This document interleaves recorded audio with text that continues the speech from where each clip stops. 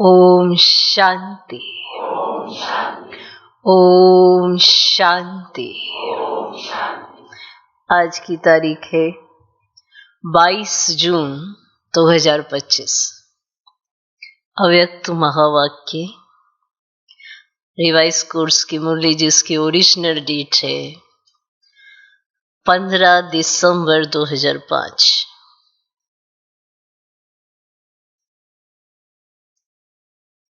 मुरली का सार,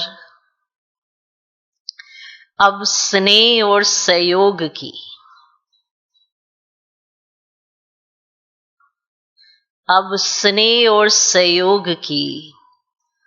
रूपरेखा स्टेज पर लाओ। अब स्नेह और सहयोग की रूपरेखा स्टेज पर लाओ। हर एक को गुण और शक्तियों की गिफ्ट दो। हर एक को गुण और शक्तियों की गिफ्ट दो। अब स्नेह और सहयोग की रूपरेखा स्टेज पर लाओ। हर एक को गुण और शक्तियों की गिफ्ट दो। आज परमात्मा बाप अपने चारों ओर के परमात्म प्यार के अधिकारी बच्चों को देख रहे हैं।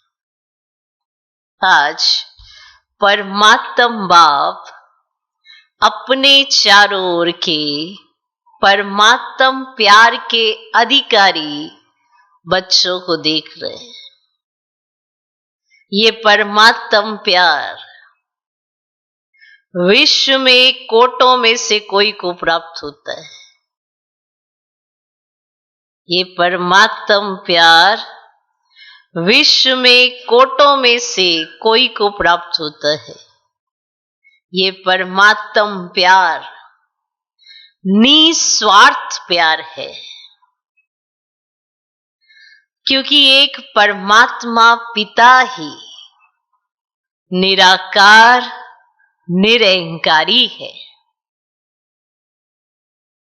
ये परमात्म प्यार निस्वार्थ प्यार है, क्योंकि एक परमात्मा पिता ही निराकार निरहंकारी है।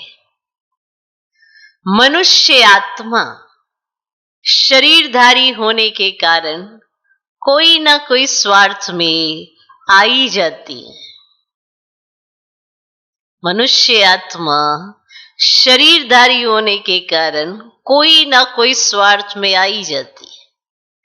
परमात्मा बाप ही अपने बच्चों को ऐसा निस्वार्थ प्यार देते हैं।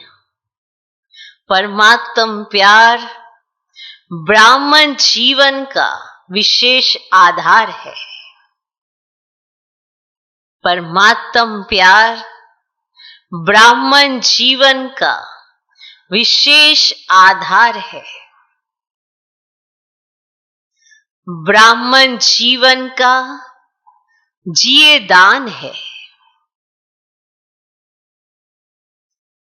अगर ब्राह्मण जीवन में परमात्मा प्यार का अनुभव कम है तो प्यार के बिना जीवन रमणीक नहीं, सूखा जीवन हो जाता है। अगर ब्राह्मण जीवन में परमात्मा प्यार का अनुभव कम है तो प्यार के बिना जीवन रमणीक नहीं, सूखा जीवन हो जाता है। परमात्मा प्यार ही जीवन में सदा साथ भी देता और साथी बन सदा सहयोगी रहता। क्या? परमात्मा प्यार। परमात्मा प्यार ही जीवन में सदा साथ भी देता और साथी बन सदा सहयोगी रहता। जहां प्यार है, साथ है, वहां सब कुछ बहुत सहज और सरल हो जाता है। आपको लगता है अपना जीवन ऐसा सहज और सरल? जहां प्यार है, साथ है, वहां सब कुछ बहुत सहज और सरल हो जाता है। मेहनत का अनुभव नहीं होता है। ऐसा अनुभव है ना? परमात्म प्यारे, कोई भी व्यक्ति वह साधनों की आकर्षण में नहीं आ सकते। परमात्म प्यारे, कोई भी व्यक्ति वह साधनों की आकर्षण में नहीं आ सकते, क्योंकि परमात्म आकर्षण, परमात्म प्यार ऐसा अनुभव कराता जो सदा प्यार के कारण लवलीन रहते हैं। परमात्म प्यारे कोई भी वस्तु, कोई भी व्यक्ति, कोई भी साधन की आकर्षण में नहीं आ सकते, क्योंकि परमात्म आकर्षण, परमात्म प्यार ऐसा अनुभव कराता जो सदा प्यार के कारण लवलीन रहते, जिसको लोगों ने परमात्मा में लीन होना समझ लिया है। परमात्मा में लीन नहीं होता, लेकिन परमात्म प्यार में लवलीन हो जाता है। बाप दादा चारों ओर के बच्चों को देखते हैं। परमात्म प्यारे तो सभी बने हैं, लेकिन एक हैं लवली बच्चे, दूसरे हैं लवलीन बच्चे। बाप दादा चारों ओर के बच्चों को देखते हैं। परमात्म प्यारे तो सभी बने हैं, लेकिन एक है लवली बच्चे, दूसरे हैं लवलीन बच्चे। तो अपने आप से पूछो, लवली तो सभी हैं, लेकिन लवलीन कहां तक रहते हैं? लवली तो सभी हैं, लेकिन लवलीन कहां तक रहते हैं? लवलीन बच्चों की निशानी है वे सदा परमात्म फरमान में सहज चलते हैं। देख लो, लवलीन बच्चों की निशानी है वे सदा परमात्म फरमान में सहज चलते हैं। फरमान में भी रहते और देह भान से कुर्बान भी रहते। फरमान में भी रहते और देह भान से कुर्बान भी रहते, क्योंकि प्यार में कुर्बान होना मुश्किल नहीं है। क्योंकि प्यार में कुर्बान होना मुश्किल नहीं है। सबसे पहला फरमान है, योगी भव पवित्र भव। बाप का बच्चों से प्यार होने के कारण बाप बच्चों को मेहनत करते देख नहीं सकते, क्योंकि बाप जानते हैं 63 जन्म बहुत मेहनत की। अभी ये अलौकिक जन्म मेहनत से मुक्त हो अतीन्द्रिय सुख की मौज मनाने का है। तो मौज मना रहे हो कि मेहनत करनी पड़ती है? प्यार में फरमान पर चलना मेहनत नहीं लगती। अगर मेहनत करनी पड़ती है तो प्यार की परसेंटेज कम है। अगर आपको मेहनत लगती है तो प्यार की परसेंटेज कम है। कहां ना कहां प्यार में कुछ ना कुछ लीकेज है। दो बातों की लीकेज मेहनत कराती है। एक पुराने संसार की आकर्षण, संसार में संबंध, पदार्थ सब आ जाता है। और दूसरा पुराने संस्कार की आकर्षण। ये पुराना संसार और पुराने संस्कार अपने तरफ आकर्षित कर देते हैं, तो परमात्म प्यार में परसेंटेज हो जाती है। चेक करो, इन दोनों लीकेज से मुक्त है। फिर से सुनो, एक पुराने संसार की आकर्षण, संसार में पदार्थ, संबंध सब आ जाता है, और दूसरा पुराने संस्कार की आकर्षण। ये पुराना संसार और पुराने संस्कार अपने तरफ आकर्षित कर देते हैं, तो परमात्म प्यार में परसेंटेज हो जाती है। चेक करो, इन दोनों लीकेज से मुक्त है।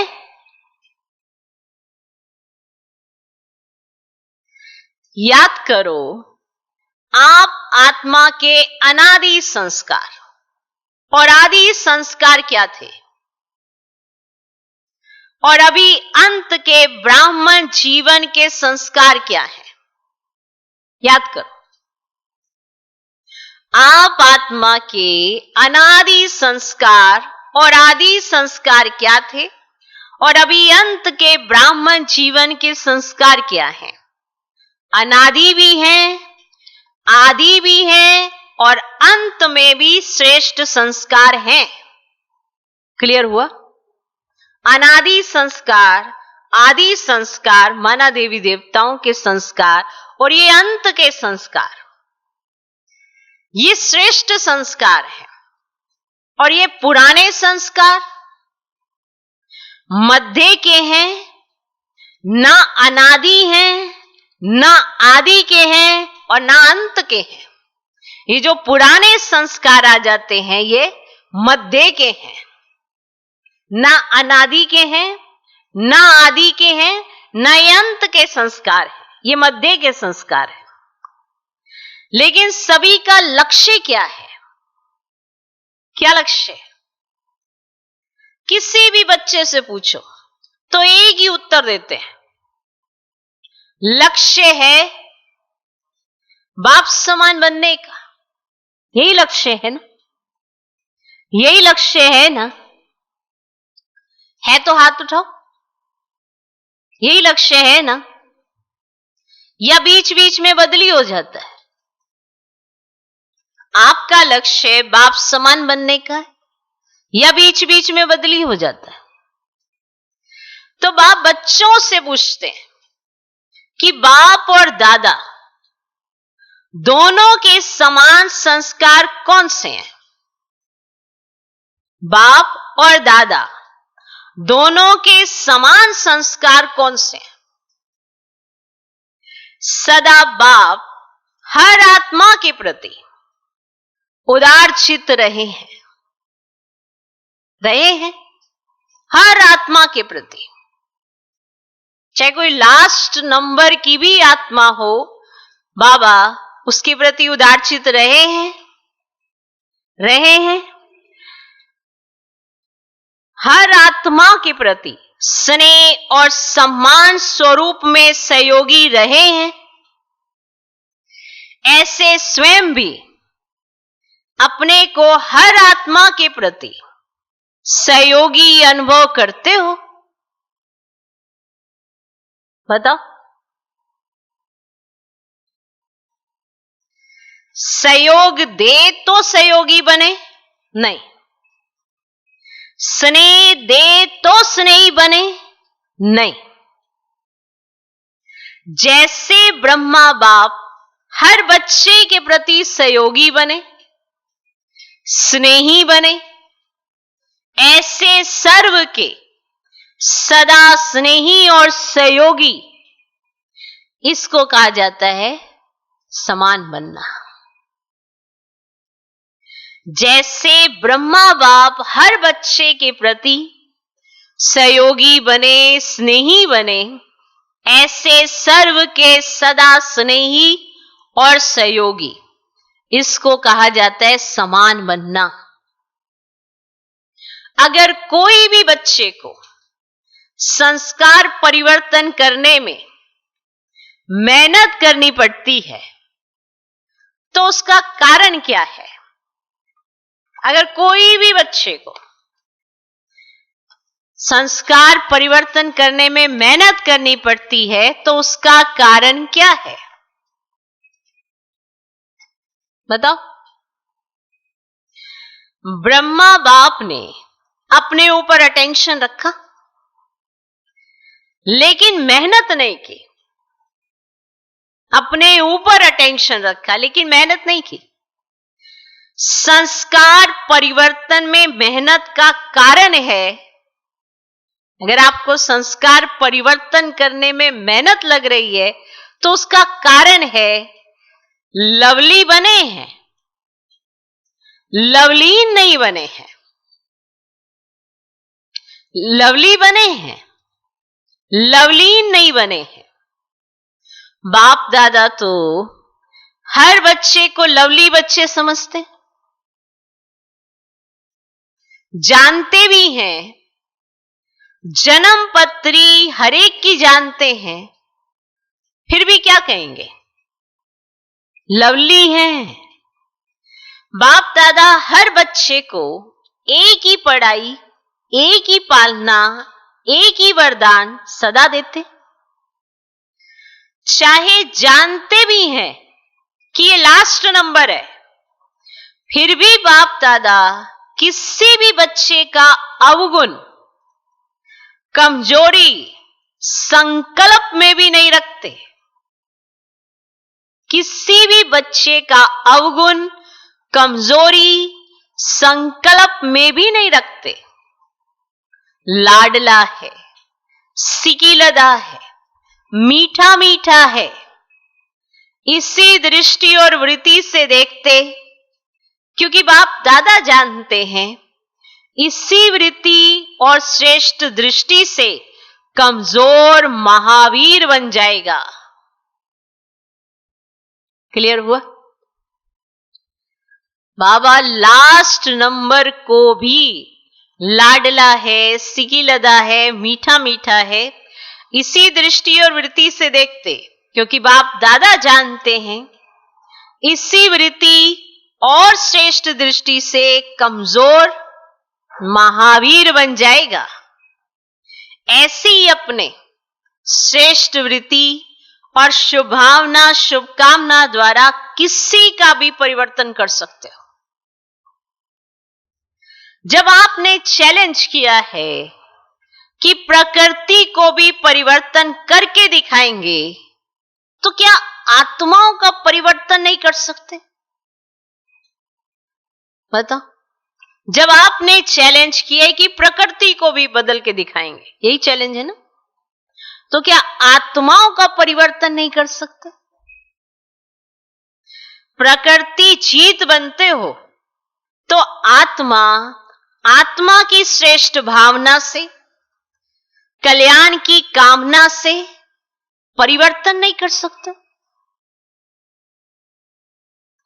अभी नया वर्ष शुरू होने वाला है ना, तो नए वर्ष में सर्व बेहद के ब्राह्मण परिवार के बीच एक दो के प्रति अपने शुभभावना, श्रेष्ठ कामना द्वारा हर एक दो के परिवर्तन करने में सहयोगी बनो।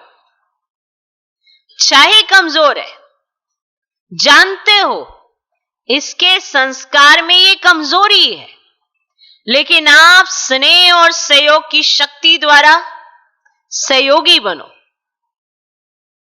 एक दो को सहयोग का हाथ मिलाओ। इस सहयोग के हाथ मिलाने का दृश्य ऐसा बन जाएगा जैसे हाथ में हाथ स्नेह का मिलाना, सहयोग का मिलाना माला बन जाए। शिक्षा नहीं दो, स्नेह भरा सहयोग दो। न्यारा नहीं बनो, किनारा नहीं करो, सहारा बनो, क्योंकि आपका यादगार विजय माला है। हर एक मन का मनके के साथी सहयोगी है, तब माला का चित्र बना है। तो सभी बाप दादा से पूछते हैं, नए साल में क्या करना है? संदेश देने का कार्य तो बहुत किया, कर रहे हैं, करते रहेंगे। अब संदेश वाहकों के सहयोग और स्नेह की रूपरेखा स्टेज पर लाओ। महादानी बनो, अपने गुणों का सहयोगी बनो, बनाओ। ऐसे अपने गुणों का है तो परमात्म गुण, लेकिन जो गुण आपने अपने में बनाए हैं, उस गुण की शक्ति से उन्हों की कमजोरी दूर करो। ये कर सकते हैं? कर सकते हैं? कर सकते हैं या मुश्किल है? टीचर्स बताओ, कर सकते हैं? कर सकते हैं या करना ही है? करना ही है। कोई कमजोर नहीं रहे, क्योंकि कोटों में कोई है ना, चाहे लास्ट दाना भी है तो कोटों में कोई। आपका टाइटल ही है मास्टर सर्वशक्तिवान। तो सर्वशक्तिवान का कर्तव्य क्या है? शक्ति की लेन देन करना। लिखो, जो गुण आप में बाबा ने भरे, वो उन गुणों का सहयोग दो, और जो शक्ति आप में बाबा ने भरी, उस शक्ति से दूसरे को शक्ति दो। कुछ क्लियर हुआ? जो शक्ति अपने में भी अनुभव करते हैं, जो गुण आप में अपने में भरा है, बाबा के मिलने के बाद आपको लगा ये गुण मेरा निखर गया है, तो आप दूसरों को भी उस गुण से उठाओ, उनको भी उस गुण में सहजता महसूस कराओ, कि वो भी समझें कि ये गुण को अडॉप्ट करना सहज है। तो शक्ति की लेन देन करना, बाप द्वारा मिला हुआ गुण आपस में लेन देन करो। यही सहयोग की गिफ्ट 1-2 में दो। नए वर्ष में 1-2 को गिफ्ट देते हैं ना, तो इस वर्ष में 1-2 में गुणों की गिफ्ट दो। अगर कल्याण की भावना रखेंगे, तो जैसे भाषण करके वाणी द्वारा संदेश देते हो ना, वैसे अपने कल्याण की भावना द्वारा, कल्याण की वृत्ति द्वारा, कल्याण के वायुमंडल द्वारा ये गुणों की गिफ्ट दो, शक्तियों की गिफ्ट दो। कमजोर को सहयोग देना, ये समय पर गिफ्ट देना है। गिरे हुए को गिराओ नहीं, चढ़ाओ, ऊंचा चढ़ाओ। ये ऐसा है, ये ऐसा है, ये ऐसा है, नहीं। ये प्रभु प्यार के पात्र है। कोटों में कोई आत्मा है, विशेष आत्मा है, विजयी बनने वाली आत्मा है। ये दृष्टि रखो। अभी वृत्ति, दृष्टि, वायुमंडल चेंज करो। वृत्ति, दृष्टि, वायुमंडल। क्योंकि आप कभी कई बार किसी से कुछ कहते नहीं हो, पर आपका वायुमंडल सब कुछ कह रहा होता है। क्योंकि आपकी दृष्टि और वृत्ति जो है वो वायुमंडल बनाती है। तो आपके समीप में जो भी आया, आपने उसे कैसे देखा, क्या वृत्ति है आपकी, तो दूसरे तक ये वाइब्रेशन चला जाता है। तो जब नेगेटिव जा सकते तो पॉजिटिव क्यों नहीं? नेगेटिव जाता है ना, ये तो सबको अनुभव है। अगर आपको बड़ा गुस्सा हो, बोलना कुछ नहीं है, तो क्या करते हो? फिर तो आंखों से ही करते हो ना जो करते हो। वृत्ति में है क्रोध, तो दृष्टि वैसा काम करने लगती है। आप कहेंगे हमने तो किसी को कुछ कहा ही नहीं, पर आपका जो वायुमंडल है वो सब कुछ कह जाता है। इसको बदलो। जिनके प्रति आपकी अच्छी कल्याण की भावना होती है उनके लिए अलग रहता है, और जिनको आपको लगता है अरे इनसे तो कोई मतलब ही नहीं रखना है, उनके लिए कैसी भावना रहती है? सबके लिए रहती है स्नेह की भावना, वही दृष्टि। किसी ने कुछ कहा उसी भाव को रख लेंगे कि ये तो ऐसे ही है, ये तो मेरे साथ ऐसे ही करता है, तो आपका वाइब्रेशन वायुमंडल उस तक पहुंच जाएगा। आपकी दृष्टि ने, आपकी वृत्ति ने वो काम कर दिया। अब बताओ, तो अभी दृष्टि, वृत्ति, वायुमंडल चेंज करो। कुछ नवीनता करनी चाहिए ना। कमजोरी देखते देखो नहीं, उमंग दो, सहयोग दो। कभी किसी की कमी कमजोरी देखते हैं ना तो उसको और ही नीचे गिराते रहते हैं। तुम तो हो ही ऐसे, तुम तो ऐसे ही करते हो, तुम्हारे तो यही है। बोलते हुए भी नहीं सोचते कि हम बोल क्या रहे हैं। क्या सामने वाले ने आपकी कमी कमजोरी बताई तो क्या होगा? एकदम तिल मिला उठेंगे। नहीं तो आप कितना स्नेह देते दूसरे को, सामने वाले को। चाहिए आपको रिगार्ड, स्नेह सबसे, पर आपका क्या है? उसकी कमजोरी है, कमी है, आपको पता है, पर आप उसे कैसे निकालते हो? कैसे निकालते हो? और टीका टिप्पणी कर करके। से उमंग दो, सहयोग दो। किया जा सकता है ना ऐसा। ये जो पसंद आता है उसके साथ करना तो आसान है, जो पसंद ही नहीं आ रहा तो क्या करें? पसंद ही नहीं आता, इसलिए उसकी छोटी छोटी बात भी नोटिस हो जाती है, और दिल तो यही कहता है कि बस इससे बात ही ना करो। ये सबके प्रति एक समान भाव है, सारे ही अच्छे लगते हैं। बाबा के प्यारे बच्चे हैं, कोटों में से कोई है, सभी अच्छे लग रहे हैं, ऐसा है। तो कुछ तो नवीनता करनी चाहिए ना। कमजोरी देखते देखो नहीं, उमंग दो, सहयोग दो। ऐसा ब्राह्मण संगठन तैयार करो तो बाप दादा विजय की ताली बजाएगा। ताली बजाएगा, ताली, विजय की ताली। आप भी तो बार बार ताली बजाते हो ना। बाप दादा भी मुबारक हो, बधाई हो, ग्रीटिंग्स हो, उसकी तालियां बजाएगा। आप भी साथ में ताली बजाएंगे ना, जब बाबा ऐसी ताली बजा रहे होंगे, विजय की ताली। अभी ताली बजाई तो अच्छा किया, लेकिन विश्व के आगे ताली बजे। सबके मुख से ये आवाज निकले, हमारे इष्ट आ गए, हमारे पूज्य आ गए। लक्ष्य पक्का है ना? पक्का है लक्ष्य? करना ही है या देखेंगे, प्लान बनाएंगे? करना ही है। प्लान क्या, करना ही है। अभी सभी इंतजार कर रहे हैं, अभी इन्हों का इंतजार समाप्त करो, प्रत्यक्ष होने का इंतजाम करो। देखो प्रकृति भी अभी कितनी तंग हो रही है, तो प्रकृति को भी शांत बना दो। आप प्रत्यक्ष हो जाएंगे तो विश्व शांति स्वतः हो जाएगी। अच्छा, आजकल विश्व में दो बातें विशेष चलती हैं, पूरे विश्व में ही है ये दो बातें विशेष चलती हैं।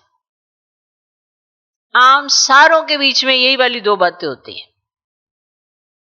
विशेष दो बातें विशेष चलती हैं। एक एक्सरसाइज और दूसरा भोजन के ऊपर अटेंशन। अब मानते हो ना, ये विशेष दो बातें। अब सोचो ये 2005 की बात है, और 2025 में तो ये इतना हो गया कि बस क्या कहने। एक एक्सरसाइज और दूसरा भोजन के ऊपर अटेंशन। तो आप भी ये दोनों बातें करते हो? आपकी एक्सरसाइज कौन सी है? शारीरिक एक्सरसाइज तो सब करते हैं, लेकिन मन की एक्सरसाइज, अभी अभी ब्राह्मण, ब्राह्मण सो फरिश्ता और फरिश्ता सो देवता। ये मनसा ड्रिल का अभ्यास सदा करते रहो। ब्राह्मण सो फरिश्ता, फरिश्ता सो देवता। ये मनसा ड्रिल का अभ्यास सदा करते रहो। और शुद्ध भोजन, मन का शुद्ध भोजन, भोजन मन का शुद्ध भोजन। अगर व्यर्थ संकल्प, नेगेटिव संकल्प चलता है तो ये मन का अशुद्ध भोजन है। अगर व्यर्थ संकल्प, नेगेटिव संकल्प चलता है तो ये मन का अशुद्ध भोजन है। तो मन में सदा शुद्ध संकल्प रहे, दोनों करना आता है ना। जितना समय चाहो उतना समय शुद्ध संकल्प स्वरूप बन जाओ।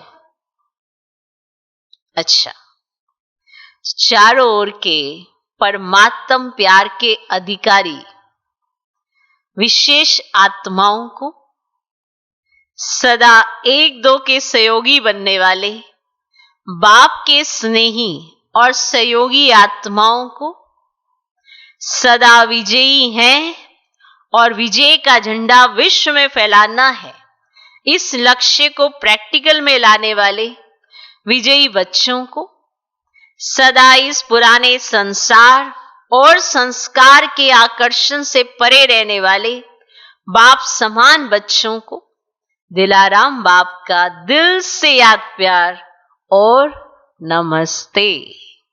हम रूहानी बच्चों की भी रूहानी बाप दादा को नमस्ते नमस्ते नमस्ते। Good morning good morning good morning. दादी जी से मुलाकात। बाबा ने कहा, बहुत अच्छा पाठ बजा रही हो। आपको देखकर सभी को फरिश्ता लाइफ याद आती है, न्यारा और प्यारा। फिर गुजरात की मुख्य 13 बहनों से बाबा ने मुलाकात की। अच्छे अच्छे महावीर हैं। महावीरों का काम है विजयी बनाना। तो सभी अच्छी सेवा कर रहे हैं और आगे भी सेवा होती रहेगी। बाप दादा बच्चों के उमंग उत्साह को देख खुश होते हैं। अच्छा, गुजरात में फैला रहे हो और भी आगे फैलाते रहेंगे। बाप दादा को सभी बच्चे आशाओं के दीपक लग रहे हैं। अच्छा है, संगठन भी अच्छा है, एक एक की विशेषता है। अच्छा, खुशी बांटने वाले। सरला दीदी पूछ रही है बाबा से कि बाबा, दादी ने माला में किसको रखा है? बाबा से पूछा सरला दीदी ने, बाबा दादी ने माला में किसको रखा है? तो बाबा कहते, आप क्या समझती हो? हम तो होंगे ही ना, ऐसे समझती हो? थोड़ा बहुत एक दो को सहयोग दे और जो कुछ भी रहा हुआ है ना, वे खत्म हो जाएगा।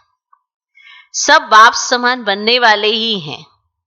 तो कहा, फिर सरला दीदी ने कहा, नवीनता क्या करे? तो बाबा कहते, सुनाया ना, एक एक सेंटर कम से कम एक वारिस तो तैयार करे। तो इस वर्ष वह लेकर आना, 21 वारिस तो लेके आना। यह शुरू करो, पहला नंबर आओ। सभी हाँ कर रहे हैं। वारिस की क्वालिफिकेशन जानते हैं ना, ये सब बाबा की ही बनाएंगे ना, अपना तो नहीं बनाएंगे नहीं। अच्छा, जो वारिस क्वालिटी होती है, आप हैं वारिस बनाने वाले, तो आप सबको बाबा का बनाएंगे, अपना नहीं बनाएंगे ना। अच्छा, ओम शांति। तो गुजरात की सेवा है, तो गुजरात वाले ही मिलन मनाने आए हैं। ठीक है, बाबा कहते, गुजरात वाले जो भी हैं, चाहे आए हैं चाहे सेवा में आए हैं, वे हाथ उठाओ।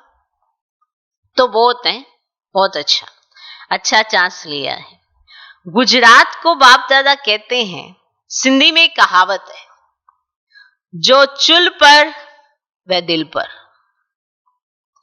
तो सबसे नजदीक में नजदीक गुजरात है। जो नजदीक होता है ना, उसको कहा जाता है षड़पन, याद है? षड़पन पर माना बिल्कुल करीब, बुलाओ और पहुंच जाओ। जैसे ही बुलाओ उनको और वो पहुंच जाते हैं। तो गुजरात वाले ऐसे एवर रेडी है ना, कभी भी बुलाएं आ जाओ तो आ जाएंगे, ऐसे हैं। परिवार को नहीं देखेंगे, क्या करेंगे, आ जाएंगे, एवर रेडी हैं। अच्छा है। गुजरात साकार ब्रह्मा की प्रेरणा से स्थापन हुआ है। गुजरात ने गुजरात को निमंत्रण नहीं दिया, ब्रह्मा बाप ने गुजरात को खोला है। तो गुजरात के ऊपर विशेष ब्रह्मा बाप की नजर पड़ी हुई है और गुजरात ने पुरुषार्थ भी किया है। सेंटर अच्छे खुले हैं। कितने सेंटर है? तो बाबा तो मुलाकात कर रहे हैं ना, तो पूछा कितने सेंटर है?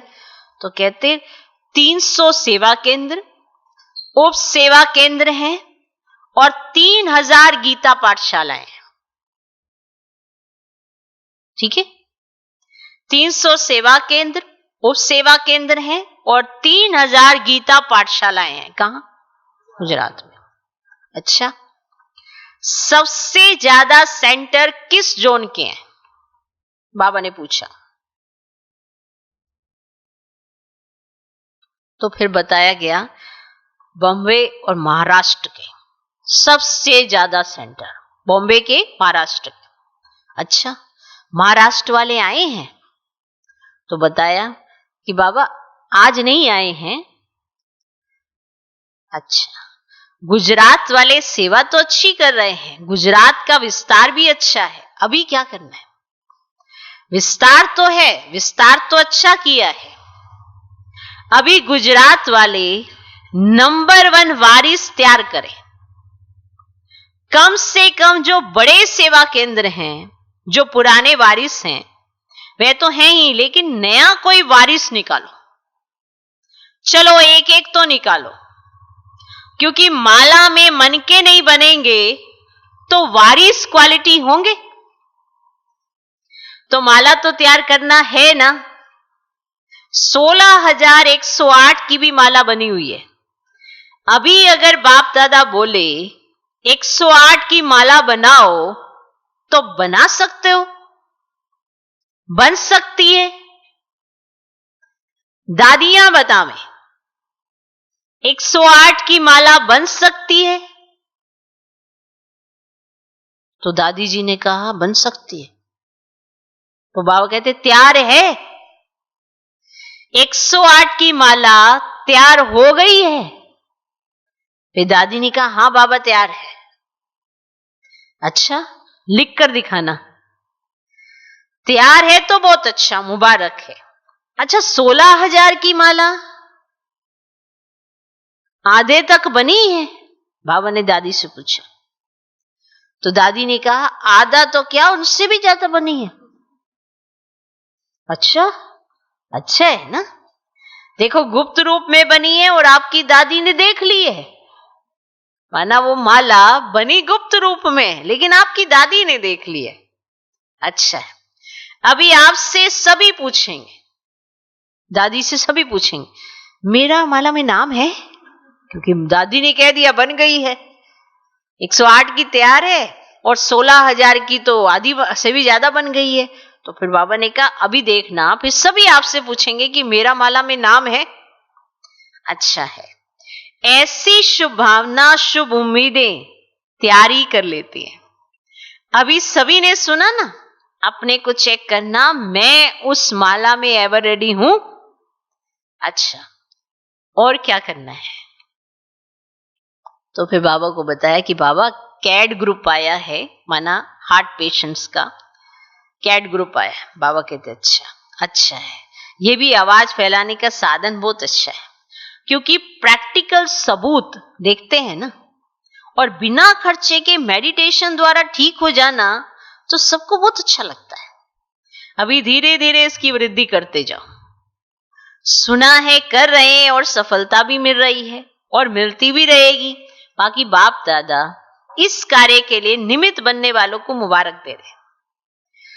ऑफिशियल गवर्नमेंट तक रिजल्ट पहुंच रही है और भी फैलाते रहेंगे तो मेडिटेशन का महत्व बढ़ता जाएगा। बाकी बाप दादा को ये विधि पसंद है, ठीक है, कैड की जो है ये बाबा को विधि बड़ी पसंद है। अच्छा, आज का वरदान, मन के मौन से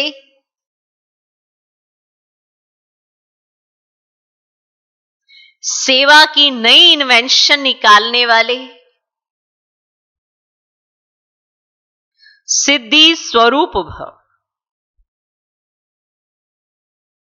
मन के मौन से सेवा की नई इन्वेंशन निकालने वाले सिद्धि स्वरूप भव। जैसे पहले पहले मौन व्रत रखा था तो सब फ्री हो गए थे, जब भी मौन व्रत रखते हैं ना तो सब फ्री फ्री हो जाते हैं, टाइम बच गया था। ऐसे अब मन का मौन रखो जिससे व्यर्थ संकल्प आवे ही नहीं, ये मन का मौन चाहिए। मुख का मौन रखते हैं तो आप सबको अनुभव है कि टाइम बहुत बच जाता है, कार्य उतने ही होते हैं फिर भी सब कार्य समय पर होने लगते हैं और टाइम बच जाता है।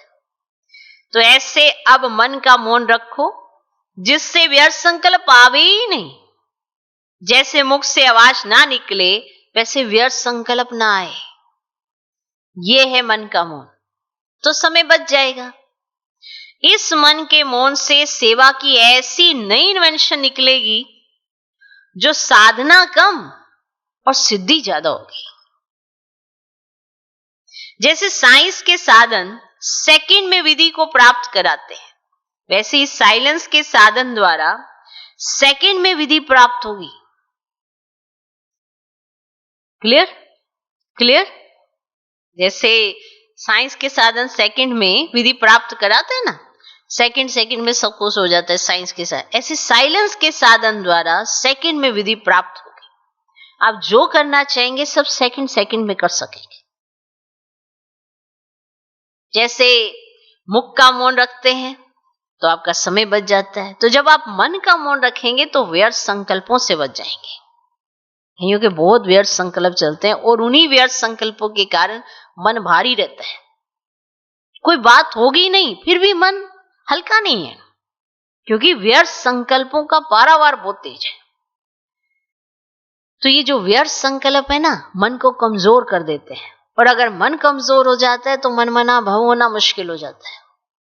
तो व्यर्थ संकल्पों को खत्म करना है, इसलिए मन का मौन रखना होगा, क्योंकि ये कमांड आपके ही हाथ में है। आप सोचते हो पता नहीं चलता कि व्यर्थ संकल्प हम कंट्रोल कैसे करें, रोज सिखाया जाता है, रोज बताया जाता है, रोज ट्रायल करो। क्यों मेरे अंदर ये व्यर्थ संकल्प उत्पन्न हो रहे हैं? क्या परमात्म प्यार में कोई कमी है? क्या कारण है? बाबा ने तो निस्वार्थ प्यार किया है, आपसे कुछ नहीं लिया है, दिया ही दिया है, फिर भी आखिर कमी कहां है? जरूर चेक करो, कुछ ना कुछ लीकेज होगी। लीकेज को ठीक करो तो ठीक हो जाता है। समझे? आज का स्लोगन, जो स्वयं समर्पित स्थिति में रहते हैं, जो स्वयं समर्पित स्थिति में रहते हैं, सर्व का सहयोग भी उनके आगे समर्पित होता है। जो स्वयं समर्पित स्थिति में रहते हैं, सर्व का सहयोग भी उनके आगे समर्पित होता है। हर एक चाहता है ना सब मुझे सहयोग दें, सब मेरा ध्यान रखें, पर क्या हम बाप के आगे समर्पित हैं? क्योंकि आप एक बीज के आगे समर्पित हो गए तो सबका सहयोग आपको मिलता है। जो भी ये उलाने रखते हैं मुझे किसी का सहयोग नहीं मिलता, तो अपनी चेकिंग करनी है, दूसरों की नहीं, कि वो मेरे को सहयोग नहीं देता। क्यों नहीं देता? क्योंकि मेरा योग ही नहीं है। मेरा योग जितना बाप से होगा, जितना मैं स्वयं को बाप के आगे समर्पित कर दूंगी आत्मा, उतना ही तो सबका सहयोग मिलेगा। बहुत सी आत्मा ऐसे उलाने देती है, बाबा मेरा तो कोई कहना ही नहीं मानता, मेरा तो कोई रिगार्ड भी नहीं रखता, मेरी बात की कोई वैल्यू ही नहीं रखता। क्यों? क्यों नहीं ऐसा?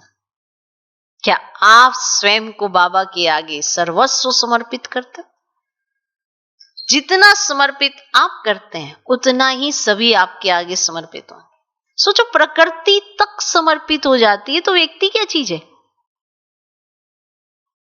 आप व्यक्तियों को बदल नहीं सकते, प्रकृति को बदलने का जज्बा रखते हैं।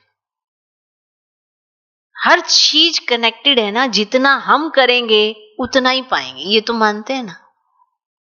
तो जब हम स्वयं को समर्पित स्थिति में रखते हैं कि हाँ, मोल्डिंग पावर में, माना हर जगह मोल्ड हो जाते हैं। ऐसे नहीं कि हाँ भाई ऐसे टेढ़े बांके हैं, मतलब एडजस्ट ही नहीं हो सकते। टेढ़े बांके नहीं होने चाहिए, ये रूड नहीं होने चाहिए। जितना आप अपने संस्कारों में एडजस्टेबल होते हो हर एक के साथ, उतना सब आपको सहयोग देते ही हैं। ये तो नेचुरल है कि नहीं है? तो जो स्वयं समर्पित स्थिति में रहते हैं, सर्व का सहयोग भी उनके आगे समर्पित होगा। इस पे आप विचार करना कि आपको कितना लगता है कि आपके आगे सब समर्पित रहते हैं, तो आप उतना ही समर्पित स्थिति में रहते हो। समर्पित स्थिति माना बाबा के आगे समर्पण होने वाला। आपको बीज के आगे समर्पण होना है। आपको सबका सहयोग नेचुरल मिलेगा, मेहनत कम लगेगी, और अगर मेहनत ज्यादा लगती है तो प्यार में परसेंटेज है, कहीं ना कहीं लीकेज है, लीकेज ठीक कर। काम लीकेज ठीक करने का होना चाहिए, ना कि ये तो ऐसे ही चलेगा। ठीक है? तो जो स्वयं समर्पित स्थिति में रहते हैं, सर्व का सहयोग भी उनके आगे समर्पित होता है। अव्यक्त इशारे, आत्मिक स्थिति में रहने का अभ्यास करो, अंतर्मुखी बनो। अनेक प्रकार के व्यक्ति, वैभव अथवा अनेक प्रकार की वस्तुओं के संपर्क में आते आत्मिक भाव और अनासक्त भाव धारण करो। ये वैभव और वस्तुएं अनासक्त के आगे दासी के रूप में होंगी, और आसक्त भाव वाले के आगे चुंबक की तरह फंसाने वाली होंगी। बहुत विशेष पॉइंट है। जो अनासक्त होगा उसके आगे सारी चीजें दासी के रूप में आएंगी कि हाँ भाई हमें इस्तेमाल कर लो, हमारा यूज करो। और जो आसक्त भाव वाले होंगे ना, उनके आगे चुंबक की तरह फंसाने वाली होंगी, माना उन्हें ऐसे आकर्षण ऐसे अपनी तरफ खींचने वाला होगा, और वो बेचारे कोशिश में लगे रहेंगे, आकर्षण नहीं होना चाहिए, आकर्षण नहीं होना चाहिए, ऐसे लगे रहेंगे। फिर से सुनो, अनेक प्रकार के व्यक्ति, वैभव अथवा अनेक प्रकार की वस्तुओं के संपर्क में आते आत्मिक भाव और अनासक्त भाव धारण करो। ये वैभव और वस्तुएं अनासक्त के आगे दासी के रूप में होंगी, और आसक्त भाव वाले के आगे चुंबक की तरह फंसाने वाली होंगी। वो कहेंगे हम तो बड़ी कोशिश कर रहे हैं, फिर भी ये खींचावट होती है, मैं क्या करूं, मैं क्या करूं। और जिसका अनासक्त भाव होगा उसके पीछे ये दासी बनके कि हाँ भाई हमारा प्रयोग कर लो, ऐसे होंगे।